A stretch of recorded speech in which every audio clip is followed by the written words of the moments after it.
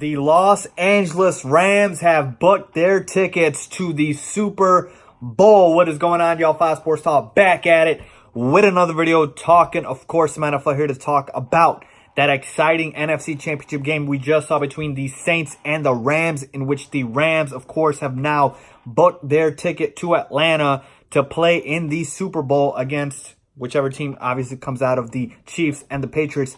But thanks to Legatron, a.k.a. Greg Zuerlein, who showed everybody what a real kicker is supposed to look and kick like, okay? And if you think I am sub-tweeting Cody Parkey, I am, okay? Because obviously being a Bears fan, I'm still not over that disgusting loss we took to the Eagles in the wild card round, in which Cody Parkey, of course, did the double doink and missed a field goal. But I digress. Let's talk about this game and talk about what I saw and what I liked and didn't like. And ultimately, what was the demise for the Saints for not winning this game? Because they did come in as favorites. They were at home. They were the #1 seed. But the Rams took them down. And I did pick the Rams to win this one. So, before the season started, they were my Super Bowl pick to come out of the NFC. And so far, that has been the case, and now they are, of course, headed to the Super Bowl. So breaking all that down for you guys, before I do that, make sure if you're new to the channel, go ahead, hit that big red subscribe button down below. Turn on my post notifications. Follow me on my social media links down below for all of that. With that being said, let's get started. So this game had a lot of ups and downs, a lot of things that went right, went wrong, questionable calls, dropped catches, a bunch of things. But when you boil it all down, what was the storyline of the game, right? What was the main takeaway that you can take from this game? Now, the first thing you might say is these are the two most prolific offenses, certainly in the NFC, and arguably the two best teams in the NFC, definitely record-wise, because they were the #1 and 2 seed. So, just looking at that, what could I take away from that? And what I'm going to take away from that is the fact that this game was more about defense and offense. More specifically, the Rams defense, okay? The Rams defense showed up and showed out, okay? They knew what Michael Thomas did to them. I think it was week 9. Week 9. When Michael Thomas absolutely went off on the Rams. They weren't going to let that happen again. They made a concerted effort to shut him down. Aqib Talib was not in that game when they played in the regular season. He played today. 4 catches for 36 yards for Michael Thomas, essentially a non-factor for the New Orleans Saints. We take a look at the Saints running game with the two-headed monster of Alvin Kamara and Mark Ingram.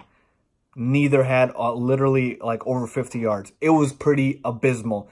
So for the Saints, and I mean, you just take a look at Drew Brees' stat line, and you'll see 26 for 40 for 249 yards, 2 touchdowns, and an interception. Looks decent. But I didn't think Drew Brees played that well in this game. Now, again, you can attest some of that to the Rams defense, like I said, who showed up and showed out. But Drew Brees, even last week when they beat the Eagles, I didn't think he played particularly well. And, of course, he made the back-breaking interception in overtime, which gave the Rams the ball. And basically, that's all she wrote, right? So, honestly, I'm going to have to put some of the blame on Drew Brees. I'm giving credit to the Rams defense for showing up and showing out and shutting down Michael Thomas and the Saints run game, but Drew Brees should have been better. Plain and simple. The ball, I don't know if he got tipped or whatever, it floated in the air, and it was just a gimme interception in overtime.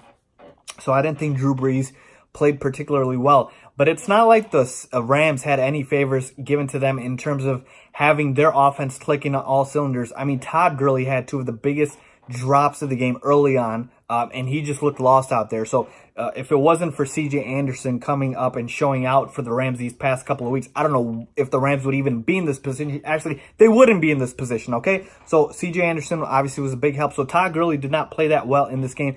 Jared Goff, I thought later in the game, really sat in the pocket and made some crucial throws. He made some big-time throws. A lot of people are not going to talk about it because they think Jared Goff is just, an extension of Sean McVay, and for most part, he is. Sean McVay does have a lot to do with his development, but Jared Goff made the throws. Sean McVay can tell you all you need to do, but at the end of the day, you got to go out there and make the throws. He made the throws specifically to Brand Coach, who had a huge game in this one. So my overall takeaway was the strengths of both teams, which is offense, actually did not show up and dictate this game. It was the defense, specifically for the Rams, that dictated this game. And I thought Drew Brees, I don't know why I can't say his name, should have played better. And one last thing I'm going to say is, this is why. this is why teams are looking for the next Sean McVay, folks, okay? And a lot of people, I've seen Twitter and social media, he's gotten a lot of hate over this past couple of weeks with the coaching carousel and everybody talking about, oh, if you just had dinner with Sean McVay, an NFL team will hire you. Well, I know that's an exaggeration, but you're seeing why. Second year in the league, Sean McVay, his team's going to Super Bowl. First year, goes from last to first. They win the division. They go to the playoffs. He wins Coach of the Year. Second year, again, first place, win the division, go to the freaking Super Bowl, okay? You don't have time now if you're a coach because Sean McVay has changed the game. Just at 32 years old, the youngest coach in the league. If other coaches are like, oh, give me a few years to rebuild this team. No, Sean McVay came in and literally turned the Rams from a laughing stock to a Super Bowl team. And that is why teams are looking for their next Sean McVay. So overall, great game overall for me to see. Love close games. But yeah, the takeaway for the Rams was, man, we knew they were legit, obviously, but their defense showed up and showed out, and I'm excited to see what happens in the Super Bowl. Of course, you guys can expect a Super Bowl video, so look out for that. With that being said, let me know if you guys agree or disagree with my thoughts. Leave a comment down below. As always, thanks for watching.